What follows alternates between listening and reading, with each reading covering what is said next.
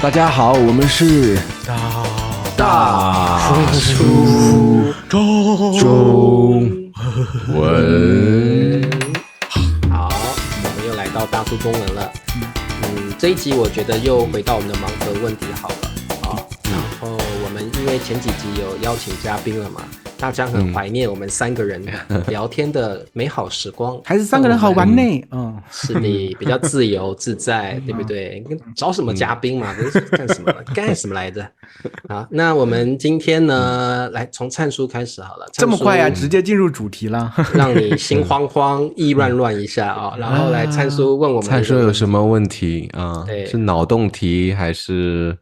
就是一个比较实在的问题，生活题，生活吧，应该类似于生活的，就是因为说实话，就是我儿子这2天被老师给体罚了，所以就是被老师可以吗？打是真的拿什么打？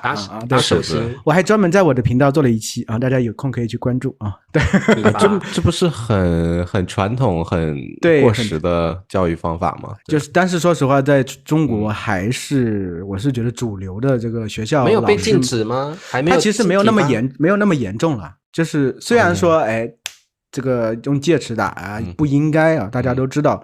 也规定不应该，但是学校里的老师还是挺严的，我觉得还是会骂孩子，甚至动手动脚的。其实，因为还有一个主要的情况就是，大部分家长在家里也会这么做，所以他们会觉得老师这样做其实是 OK。但是我和瑶妈是我们从来没打过瑶瑶，所以我们是不舒服的。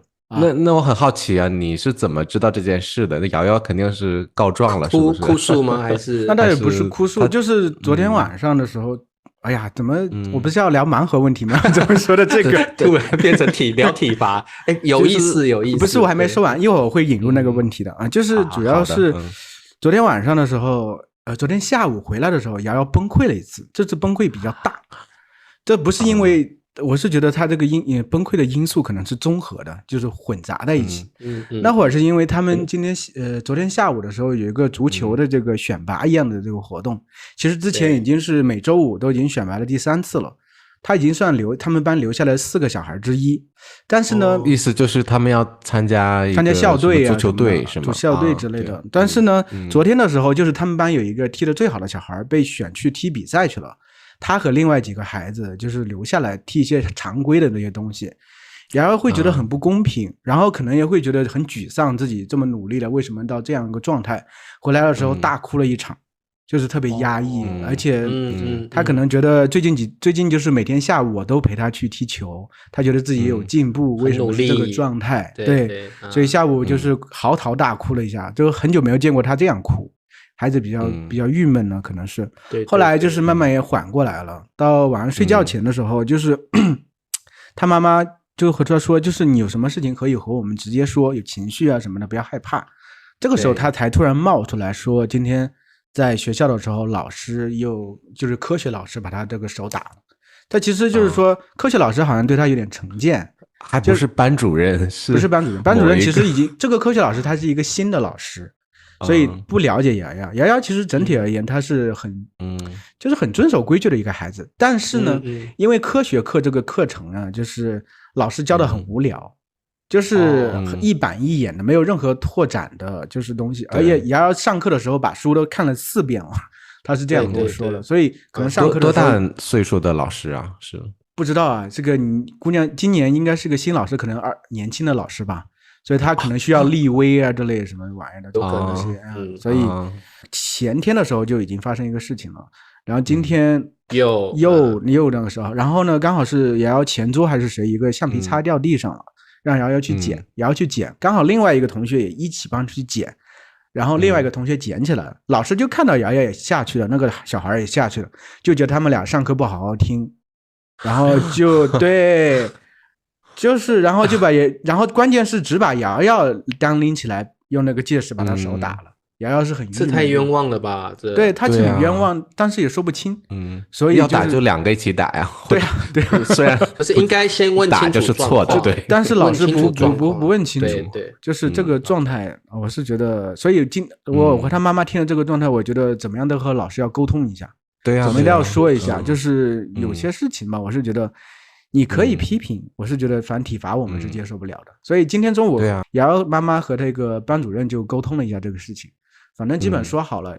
班主任也说其实知道瑶瑶其实根本就是那种不会撒谎的孩子，就是平常其实也挺遵守规矩的，所以他可以和老师沟通一下。因为昨天晚上的时候，瑶瑶妈妈在这个群里头加了科学老师那个微信，老师没有通过，今天一直没有通过。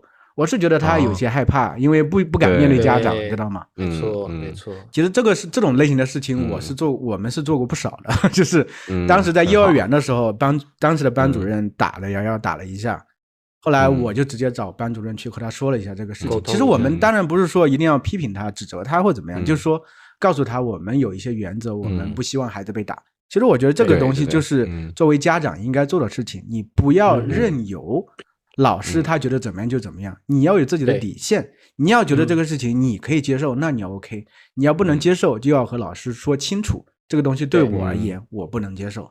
对，其实我们之前有一年级的时候，数学老师把瑶瑶的这个一杯子扔到垃圾桶里去了，然后可能掉地上有点吵吧，然后我就打电话给数学老师了，然后数学老师打电话接电话接着，然后呢刚好他没信号了。然后再打过去他都不敢回过来，也是一个新老师。就是我是觉得有些东西反正要沟通一下，就是和你们说明一下我们的这个态度，就是其实有时候需要就像给孩子撑腰一样，有时候觉得有必要这么一个事情啊。那你不怕这个老师就是小心眼儿，他可能以后没体罚了，但是可能有那种精神上的摧残、冷暴力啊这种。对啊，所以这个就是最重要一点，就是你和孩子一定要保持顺畅的沟通。孩子是怎么样的一个状态，你明白了，他有什么，你可以和他可以出头。因为说实话，我发现很多家长他其实特别怕老师，一点点事情都不敢和老师沟通啊。对，因为我老婆是做家委的嘛，其实很多家长他们有些什么问题都不敢和老师沟通，老师让我老婆去问他们的班主任。我是觉得老师有什么好怕的，你有什么问题你直接去说去，对吧？没有老师，就是人们有时候会畏惧这种权威这种感觉，而且有时候家长会觉得学校的事、课业的事就是老师的事，他也不想管。对，所以基本上这个管道是被封闭住的。是的，是的。我是觉得没有必要了，就是所以今天其实为什么你的问题是我的问题云里雾里终于绕到我的问题了。我们有没有被老师体罚过吗？有没有被老师语言暴力过？就是其实对我个人而言，我是觉得真的在人的一辈子里头能遇到一两个好老师真的是很难得的。我是觉得我一辈子这么长的时间，其实基本在现实生活中就没有遇到过好老师。我可能本身可能有些地方也不算特别出众，但是呢整体而言好像也没有特别哪些老师让我觉得印象特别深刻，或者特别关照我，或者特别能发现我的才能。所以我就想问一下你们两个，在你们的人生当中这么长的时间里头，有没有遇到过比较好的老师或者印象比较深刻的老师，对你有很大影响的老师？这个我可以讲2集了。这个那你讲，你遇到那么多好老师。我先讲我小学好了。好的。小学的时候，我小学2年级是从别的区的国小转到新的区，所以我适应状况非常不好。对。那我小学2、3年级是同一个那个导师。那这个导师也是新来的导师，但是他很会写书法。他第一天到学校的时候就是教我们班，他长得很漂亮年轻的老师，很有教学热忱。他第一天做了一件让我印象深刻的事情，就是他要认识全班同学。我就看他开始磨墨，拿着毛笔，然后桌上一叠卡片，他说各位同学你们一个一个来，我用这个毛笔字写上你们的名字跟我的名字，我要认识你们。第一天他就获得了全班同学的爱戴。肯定啊，大家爱死他了。这种老师我也会爱，真的。然后全班就很兴奋，那看到我的毛笔字又写得漂亮，然后看到自己的名字可以跟老师的名字并排，荣幸之至。对，所以我那时候就拿那卡片，我现在那卡片还留着。我就觉得说哇，这个很感动。然后我那个时候这个老师是教国文的，所以我受到这个老师的激励，就是我很喜欢，小时候喜欢写东写西的。然后他就有一天叫我来说，理查老师你来，我跟你讲，他不能叫你理查老师的，我跟你说。理查来，理查，你可不可以每天写一首诗给我？那时候可能你会觉得国小写诗不可能，但是我一口就答应，我说好，老师你要我写什么我都写诗没问题。然后我每天就会每天好像写日记一样，他给我一个小本子，我每天就每一页写2行一首诗就给他。不管写的好不好，他都会鼓励我。后来我那个习作簿上面也是，哇，造句不都写那个，比如说一边点点点，一边点点点，然后我造句一个句子完之后，我会贴上一张纸，造10个句子，然后再把这作业簿给他说，老师我希望你帮我改，他就帮我改。所以这个老师是我遇过我印象最深刻很好的老师。然后我印象最深刻的是有一次全班都很吵，然后那个老师在黑板写字，然后我现在还记得他的名字，他叫刘春香，刘伯温的刘，春天的春，那个芳香的香啊，刘春香老师，人如其人。对，然后这个他在黑板写字的时候，大家在下面很吵，然后他终于受不了，他就转过头哭了，崩溃了，哭了。然后他哭了之后，大家也觉得很丢脸，老师对我们那么好，我们为什么秩序这么乱？后来班长就站起来说，我们赶快跟老师道歉。然后全班就很一致说，老师对不起，然后全班也哭了。然后那时候就觉得哇，感觉是电视剧里才会出现的画面呀，就像那种电视剧的那个春风化雨的那种，对呀，大家都很梦幻的那种场。但是真的那时候就觉得这个老师用心对我们，我们不可以对不起他。但是这个故事的重点就是我后来到了小学4年级之后，我遇到了一个坏老师。这老师只有一个，你好幸运。这个前面老师转走了吗？这个坏老师没有，好老师还在。但是我接下来要讲的事情是好老师跟坏老师共同的一个情节就是那时候学校运动会，但是呢，学校运动会规定每个学生都要穿运动服装，就是短袖上衣、短袖运动裤。那我那时候，我小学4年级的老师非常严格，我不能说他是坏老师，但是那件事情让我非常对他非常失望，就是说，我运动会的前一天，后来找我的衣柜里，我的运动裤不见了，找不到了，那我只好穿一般的制服的裤子去学校。后来当然被我们4年级的小学老师骂，然后被他骂了之后呢，然后这个老师就说，我不管，你自己想办法，今天我一定要看到你穿运动裤。然后那时候我爸妈是不管我的，我也不晓得怎么办，我就在教室里面哭，然后我就心里很沮丧。我就带着一个同学，这个同学是一个女生，这个同学是一样国小2年级跟3年级跟我同班的，所以她也跟我一样经历过这个好老师的那2年。我就带着这个女同学跟我一起去想要找我们以前那个老师诉苦。以前老师他现在干什么？就是那个他还是教2、3年级他只教2、3年级，但是我已经升到4年级了所以我就跑去他教的班上，刚好他在，我就跟那个女同学一起跟他说，老师我没有，我真的找不到运动裤，我没有说谎，为什么4年级老师说我说谎什么的，就是说我都怎么样，我就跟他诉苦。这个老师就听我们诉苦之后他就拿出钱包来说，来给你200块，你去买一件新的，那你就老师就不会骂你啦，你4年级老师就不会骂你啦。那时候我很单纯，就哇好开心，就拿着200块去合作社买了一件新的运动短裤，感觉好像真是。然后我就去厕所把运动裤换好了。然后其实那个我说的那个跟我一起的女同学，她也没有带运动裤，所以老师也给她200块。然后她也去买了一件运动裤，我们就很开心的跑回班上，4年级的班上。然后上课钟响了，当当当当，然后我就很兴奋的跟我们4年级的导师说，老师我已经有短袖的运动裤了然后那个老师说，你的运动裤怎么来的？我那时候就很单纯就告诉他整个过程，他非常生气，他就拿起戒尺就一直抓住我打我的屁股，然后也把那个女同学叫过来说，你也是一样，他就一样抓住那个女同学用力打她的屁股，我们2个都哭得很惨，肯定。然后我们都不明白这个老师在家里受到了什么我们都不明白那时候他为什么要打我们2个。对呀，那时候他就说，为什么你们没有带运动裤要去跟你们以前的导师要钱？他会觉得没丢脸是吗？他觉得他就说这样我很丢脸，你们没带就没带，为什么还要跑去跟以前的老师要钱？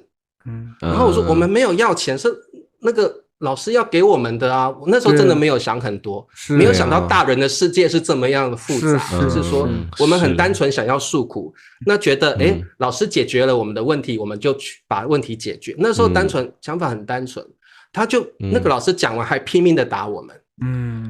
他觉得你们就是他觉得我们丢了他的脸，对，然后又不怀好心的去跟老师借钱，我们那时候根本没有要借钱的意思。对啊，对，那是那个我们以前的老师真的人很好，想要帮我们解决问题。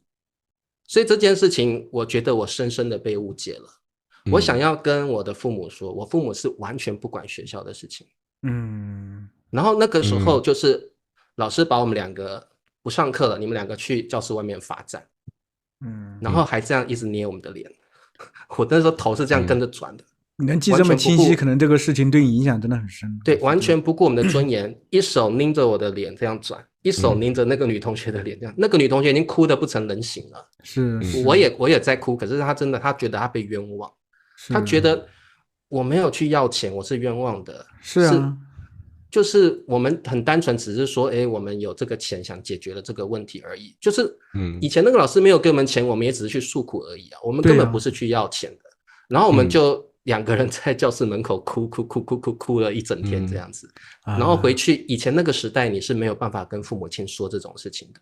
老师虽然是误解了你，但是呢，你也只能吞下去，就忍着吧。对，但这件事情是我永远不会忘记的一件事情，就是我完全没有要做这件事情，你诬赖我之外，还处罚我之外，就是我觉得为什么大人的世界会这么复杂？那个时候就有这种感觉，就会觉得说我遇到了一个好老师，但是我又遇到了，我不能说他是坏老师，他很努力的老师，但是为什么他会有这种误解学生的举动？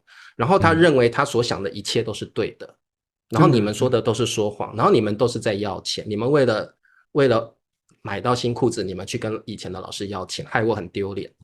所以这件事情就让我觉得说，很多事情真的你在判断之前一定要先搞明白。然后第二件重点就是千万不要把个人情绪带入去判断一件事情的是非对错。是的，我觉得这件事情对我一辈子也不会忘记这件事情，我不会再恨这个老师了，但是我会把这件事情放在心里，以后我自己面对学生或面对相处的人，我绝对不会用这种态度去处理事情，因为这对一个人伤害太深太深了。我真的我到现在还记忆非常的深刻我一样会觉得那个，我还记得那个女生的名字，那个女生叫胡人文，胡就是古月胡，人文化的文，真的很深的。这个女生的名字，我是因为这件事情我才记得她的名字的。对，我小学的同学一个名字都记不得，你肯定是我永远记得她的名字，是因为她就在我们两个是同时被误解，然后在那边哭了一整天，所以我永远记得她的名字。对，这种记忆真的是一辈子抹不掉，就是对，可能我不晓得你们听了可能没有什么，但是我真的觉得那时候我觉得有啊，对孩子来说，对，我觉得那是我人生最大的挫败，小学时期最大的挫败，因为我小学成绩很好，一直是一个乖宝宝，然后也很多同学都被老师打过，我从来没有被老师打过，因为我成绩非常好，对，而且我那个时候还是班长，所以那个时候就是大家看着班长被这样处罚，然后又被老师冠这个罪名，很多同学都是相信老师的，不相信你耶。是，所以我不只是被老师污蔑误解，我是被全班污蔑误解。所以那个时候真的是心情非常不好，而且这件事情我记到现在。对，所以如果要问我印象最深刻的好老师，这个2、3年级这个老师，我的确印象非常深刻，他真的是用心，然后用真情对待他的学生。他第一个举动就让人感觉真的很温暖，因为孩子们真的很多时候也不需要你教的怎么样，你真心对他，对，他就能感受得到，真的是这个样子。而且你跟他提到这个运动裤的问题，他第一个想法就是帮你解决。对，然后你就不会被老师处罚了。只是说我们都没有想到这个老师会用大人的情绪去管理这件事情。是，对啊，所以我觉得这是我真的印象很深刻，到现在都不会忘记。我觉得在在这个中华文化里，这个老师的地位被抬得太高了，而且有的家长会告诉老师，就是要打要罚随你便，对，就很多老师就滥用这种权利了。可能有的人也真的不是喜欢孩子的，但是就是觉得反正我打了也无所谓，对，就是反正现在我误解你了也无所谓。就是这样。对，我上回和你讲的时候，对，说过，就是瑶瑶他们当时也换了一个这个美术老师，美术老师一个新来的，好像是本来是3年级的，他是2年级的时候换了一下。本来他们那个美术老师人很好，但那个新来的老师，我们一开始也不知道他是想立威还是怎么样。一开始的时候，就同时从好几个学生的嘴巴里听到同一件事情，他说他自己觉得是想记住孩子们的名字，但是呢，他把孩子们的这个作业本扔到地上，扔一个叫一个扔一个，叫一个扔一个，让孩子们来捡。这个我觉得比体罚还吓人，这是太伤人自尊了吧。精神上我觉得是的，对。所以后来因为这个事情，瑶瑶的妈妈就和老师就沟通了。后来老师还打电话给瑶瑶妈说，我不是这个意思，我其实是什么什么的。我是觉得这种事情，你做家长的一定要有所作为，让老师明白你这些行为我们是不能接受的。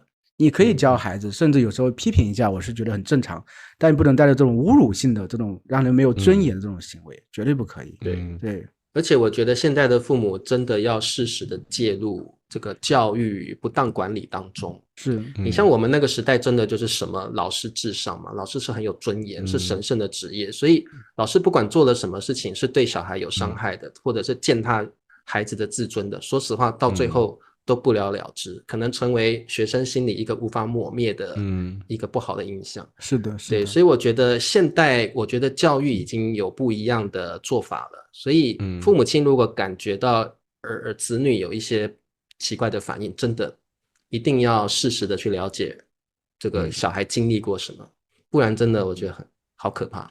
对啊，那Ben叔有没有印象深刻的老师？哎，你要问好老师的话，这个很难定义，就是怎么说呢？我觉得人生有2个阶段吧，一个是那个高考前，一个是高考后。就高考后的话，大学啊或者研究生啊，有很多好老师，很负责，他们就是过来上课讲得很好，课下你联系他，他回复也很及时。然后也很礼貌，你跟他其实关系没有那么近了，但是很难说谁是特别特别好的老师。说特别好，也就是他在专业上我觉得很好，然后跟学生有问题的话会解释得很清楚。那可能就是印象深刻的老师都会是这个高中以前不怎么好的对，那高中以前吧，我正好出生就是1988年嘛，就是跟我这个年龄差不多同龄人，是中国的那个人口高峰的这么一批，所以基本上我从小到大，从小学到高中，每个班都有至少70个同学吧。这么多人啊，70，差不多。我们那个时代也是这样。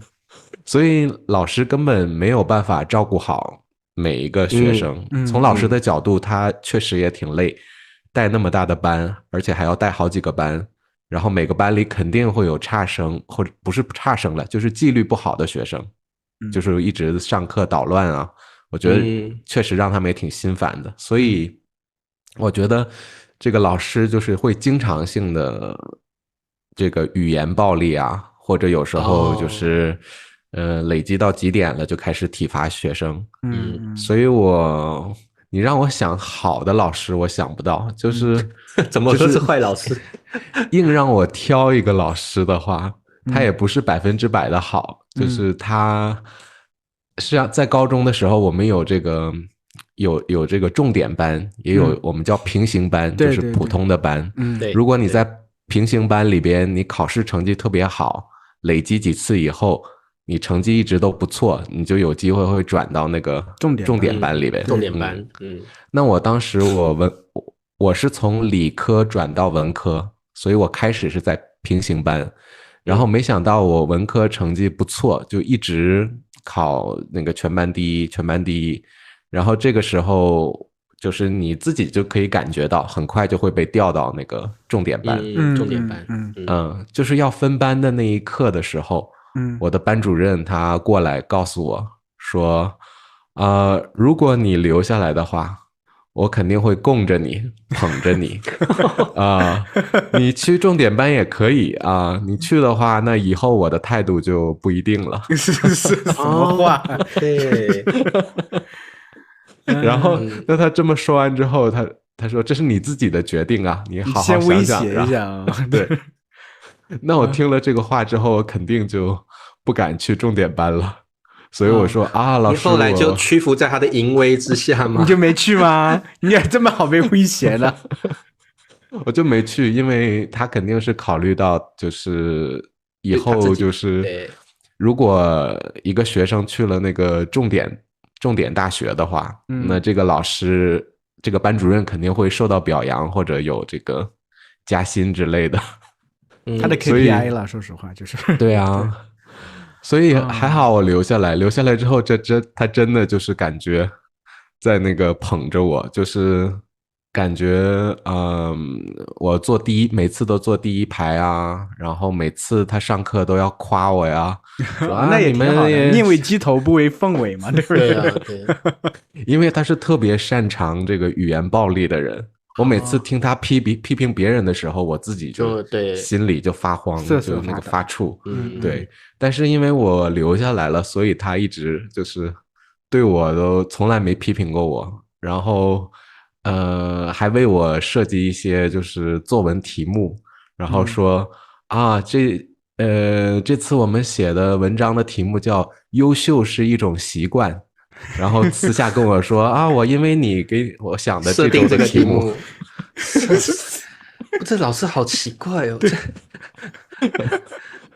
但是我最后高考的时候没有考到重本啊，正好考2本了。然后OK，我估计他也挺失望的。OK，就培养了这么久，就是虽然他好，但是有一定原因的好。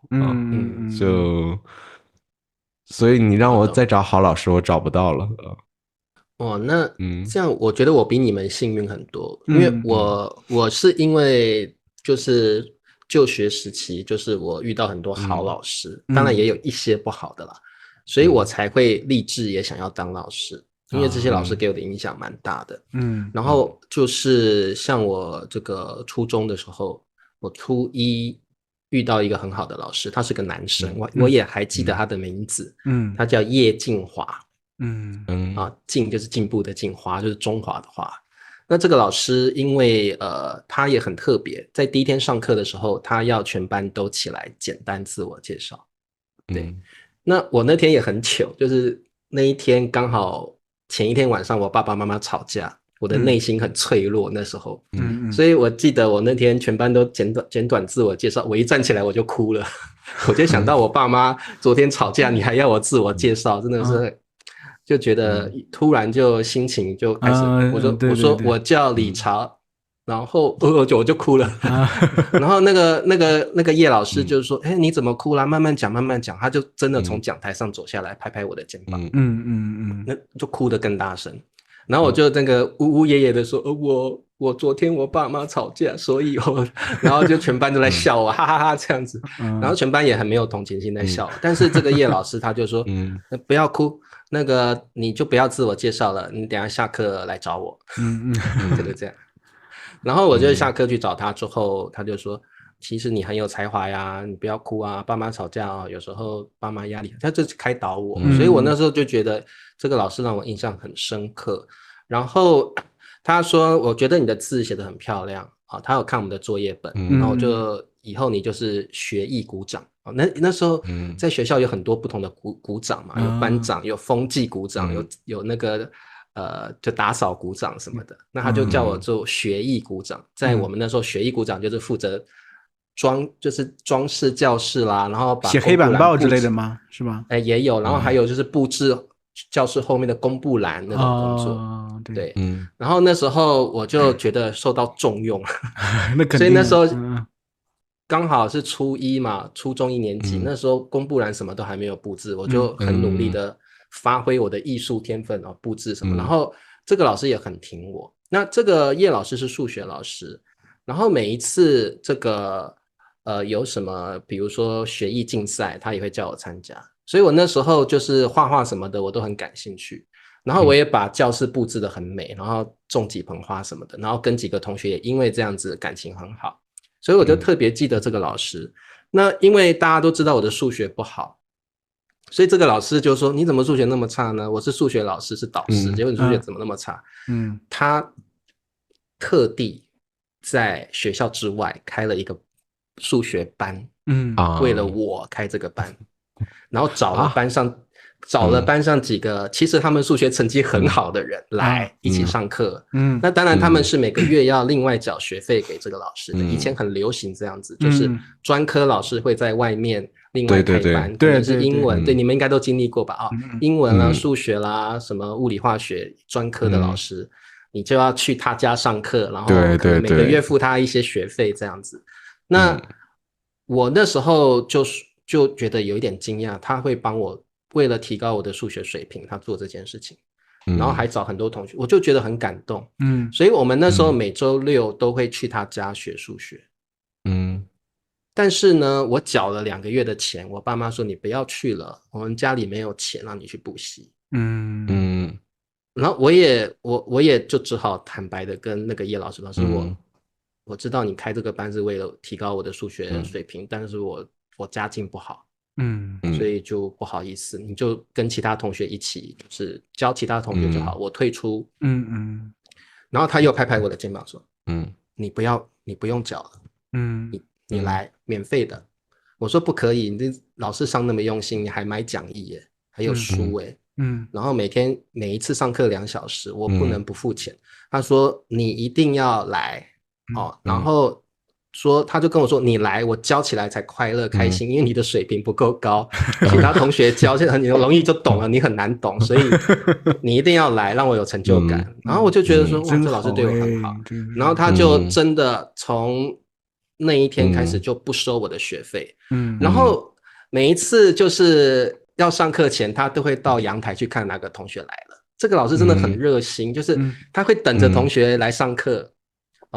礼拜六的时候，他说那个他，因为我的中文名字有个龙嘛，他说阿龙来了，阿龙今天穿什么？他都会这样子跟其他同学这样在阳台看，然后就会跟我刚好来跟我打招呼。所以我就觉得这个老师对我好好，真的把我当儿子一样。我说实话，真的，你咋这么幸运呢？咋？然后这些老师都是发自内心的好，他是发自内心的爱我，真的把我当儿子。我还记得他结婚，他后来新婚。他还挺年轻的，一开始的时候。他很年轻，他大概那时候才25、26岁而已。然后他那时候新婚，还只有邀请我去参加他的婚礼，没有找其他同学。然后我就看到他跟他老婆手牵手，然后那种很恩爱的样子，我就觉得说哇，这个老师我内心是真的是很好的去祝福他的。然后他真的很照顾我，然后他就让我那时候是初1、初2，他让我当了2个学年的学艺股长。对，然后我就觉得他很挺我，然后又很照顾我。这2年来的数学课，我数学还是没有变好，但是都没有付钱。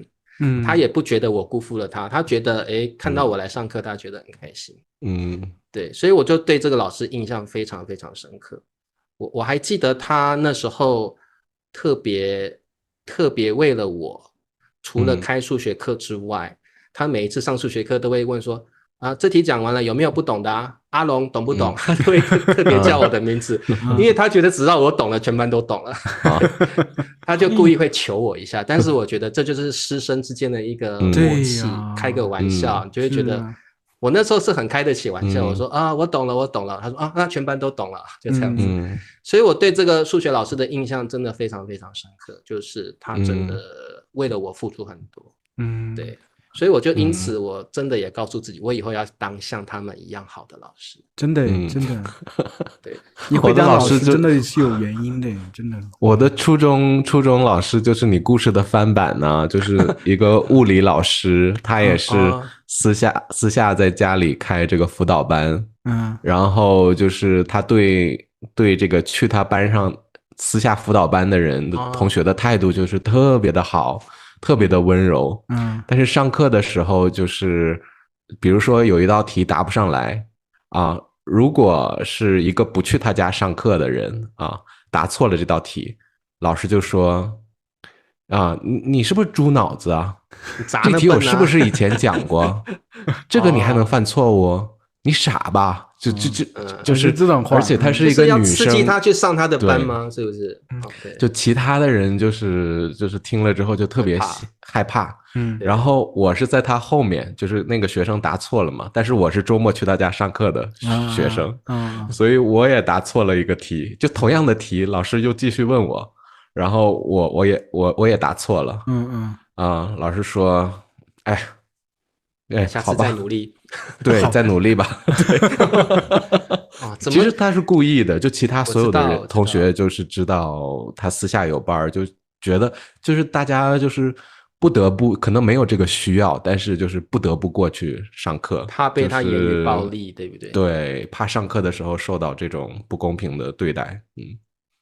像我就是对物理完全没兴趣，你的老师怎么都有点怪怪的呢？对啊，笨叔你，我是没有遇到特别好的老师，也没有遇到特别坏的老师。就是其实我们高中班主任很好，人很好，但他不是针对我个人很好，而是对整个班级都很好。就是他其实以前我们高中就是每天不要早自习嘛，大家其实去很早，有些同学都没吃早饭，老师就每天给大家带包子之类早饭，这么大一袋大的包子，对，和同学和整体和大家关系很好。但是因为我是一个我那个时候就是比较封闭的这么一个人，我和大家交往的比较少，所以整体比较闷一点，所以我对老师这种感受比较少。但是那个老师他是一个历史老师，我们是他带的第一届，他从高1教到高3，那个时候才大学毕业，可能很有热情，还有一些理想的这种感觉。然后对我们班人确实都很好，而且高中毕业之后，我们大学回来都会和他联系，都会一起出去玩啊，唱歌啊，吃烧烤啊什么的。后来这个老师确实可能我是觉得他本身也挺优秀，后来一路从我们那个历史老师干到学校的校长，后来好像还干到教育局的局长还是什么，很厉害的。本身人是很好，但笨叔这种老师我是真的没有见过。但你这么想，他其实是很擅长营销的，他都不需要告诉大家我周末有这个班，是大家都自己求着去。对，是的，对他印象很好。不过讲到好老师，我真的我遇过很多例子像我初3的时候，我初中英文就讲老师得了，你继续。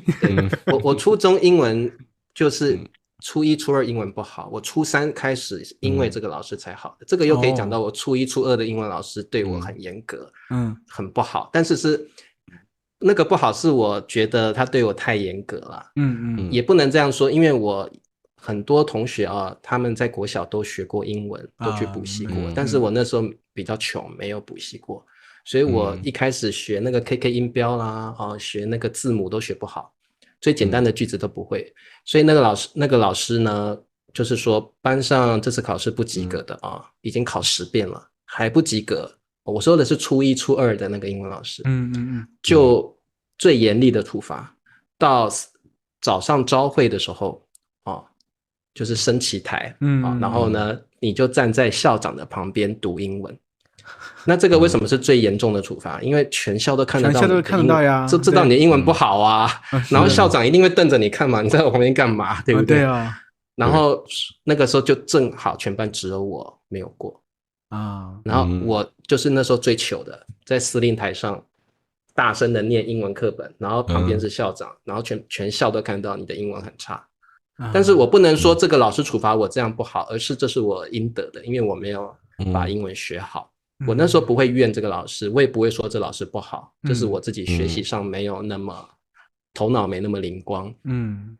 但是我英文的进步是在初3的时候，我遇到了一个英文老师，他很懂学生的天赋或者是学生的喜好，他知道我喜欢唱歌，所以他那时候他就特别叫我过来，初3的英文老师叫我过来说，理查，你的英文真的不太好但是我知道你喜欢唱歌，我这里有一些卡带，那时候是用卡带，我这里有一些老歌卡带，我一看这个啊哈很久了，啊哈合唱团还有呢这个马丹娜，那个马丹娜那时候很好那时候的老歌都是那些对对还有什么很多然后我那时候就听，觉得很好听，那个AHA的什么 Take on Me 啦，Madonna 的什么反正就是很多那种很棒的老歌，我就听了。然后我自己又去涉猎很多英文，因为这样子我听了很多英文的歌曲。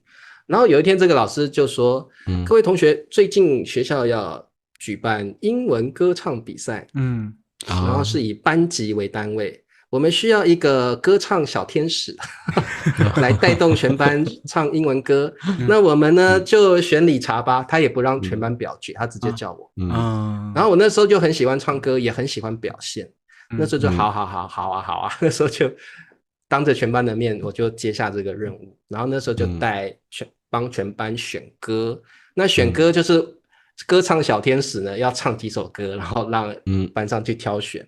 那时候我就选了 Because I Love You， 那时候最红的歌，或者是 Nothing's Gonna Change My Love For You， 那时候就唱这2首让大家去选，大家就选了 Because I Love You， 然后我们就每天下课就我就站在讲台上唱歌，然后跟着班上一起带着一句一句英文这样子去学。那时候本来很红的还有那个 Unchained Melody， 就是你们叫第6感知道人鬼情未了，你们叫人鬼情未了，我们这边叫第6感生死恋，叫 Unchained Melody， 那时候非常的红。对，然后但是大家觉得这首歌太难，然后就带着大家唱 Because I Love You 之后，哇，我觉得我的英文因为这个老师这样子把我拉拔到一些活动的层级来之后，我觉得我英文进步很快。对，然后我那时候就爱上英文了。然后英文虽然没有考得顶尖，但是也拉起来了。然后这个老师后来下一步就是把我变成英文小老师。就是英文小老师就是帮老师收作业簿的，我们叫课代表，大陆叫课代表。我们这叫小老师，每个科目都有自己的小老师，是老师自己选的。然后我就比如说帮老师抄写黑板，然后帮老师收作业簿等等。所以我对英文的兴趣越来越浓厚。然后老师动不动就叫我站起来唱歌，然后我也很厚脸皮的真的就唱歌了。然后全班就是说好好听，全班不是很喜欢听我唱歌，但是就是觉得也是一种总比上课好的那种心情。对，好那种感觉。然后呢后来我觉得这老师是进阶性的想要拉拔我的英文水平。对，后来他就教班上去查英文字典的比赛。然后呢他就常常叫我，然后我觉得他想要训练我的英文发音，所以他就会找一些比较难的字，比如说同学们找偏见，然后他就会提醒我们一些字母，然后谁最先找到谁就可以得到分数。就是有这样的一个查字典比赛。然后每一次我都先找到，因为我开始对英文有热情之后，我回家都会去翻字典。然后比如说我印象最深刻就是那个偏见那个字，全班没有人会念，那个时候对初3来说偏见这个字的英文是很难的字。对，老师就叫我站起来说，好，你已经找到这个字怎么拼了，请你念出来。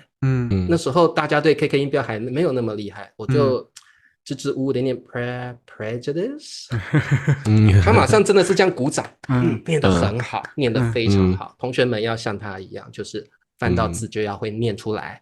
他就这样鼓励你。然后我的英文就这样一步一步在他这样带领下，我真的从很不好到在校长旁边念课文，一直好到现在，就是我开始高中之后，我对英文兴趣非常浓厚。高中我的英文突飞猛进，然后英文我都是全班考得最好的。高中之后了，就是因为有初3这个基础跟这个老师的帮忙，我甚至以后因为我以后就是我决定要当英文老师，所以我像我高1的时候在上物理化学数学课，我都没有在听课，我在下面翻英文杂志。真的。然后我就从高1开始，我的英文就是全班最好的。一直到后来大学选的专业是英文系。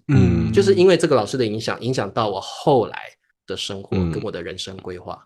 然后我真的后来也当了英文老师，然后我觉得我的人生就因为他有了一个很大很大的转变跟变化，我的志向也确定了。我知道我要当老师，可是以前我不晓得我要当什么老师。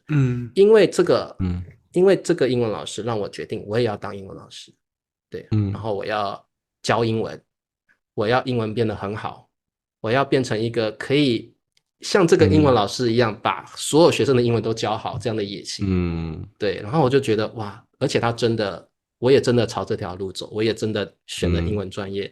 然后我也真的觉得英文对我来说越来越感觉就是我的好朋友，然后是很重要的事情。那当然英文是在这个社会上是很重要的工具，因此也决定了我以后找工作也很容易。然后甚至我现在虽然是中文老师，但是因为我会说英文，所以我可以找到更多的学生。然后学生也觉得我的英文还算可以的，没有很烂，可以的。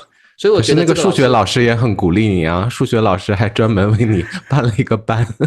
对，可是我觉得这个我就是每个人就是这样嘛，有的人数学好，数学不好，那就是证明了我对文科是好一点的，因为我那时候对文字也比较敏感。那就是只能说对不起这位数学老师。查出之前本来语文就很好，他可能真的对文科上面的东西，语言方面本来就有天赋。其实我真的觉得，真的一个好的老师真的能改变一个人，真的。你看查出这个太明显了，这个英语老师改变了他的整个人生轨迹，我甚至可以这样说。真的。其实我觉得就是学校其实怎么样也还要好，但是老师对一个人真的影响特别特别大。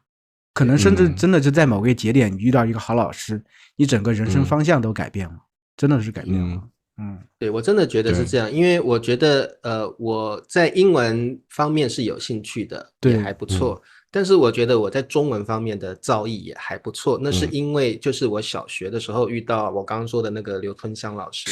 是啊，我因为想要让他注意到我，而且我想要让他知道我是喜欢你的，所以我刚刚说了，我会在习作簿上本来只要写一个句子的，我会贴满整个习作簿，另外拿一张纸写满造句贴上去。然后这个有的老师可能就会觉得我干嘛那么累啊，我干嘛改那么多东西。对，有的老师是会排斥的，但是这个刘老师是非常鼓励我，而且他会在全班面前展示我的习作簿。你看理查他不只写你这个句子哦，他还会练习10几句别的句子，然后这个东西的感想啊，他会特别写的很多，还会画个画呢什么的，他就会去鼓励你。鼓励学生去发挥想象力跟创造力，而且他那时候希望我每天写一首短诗给他。我那个时候真的因为做这些事情，我觉得我的文字能力就突飞猛进。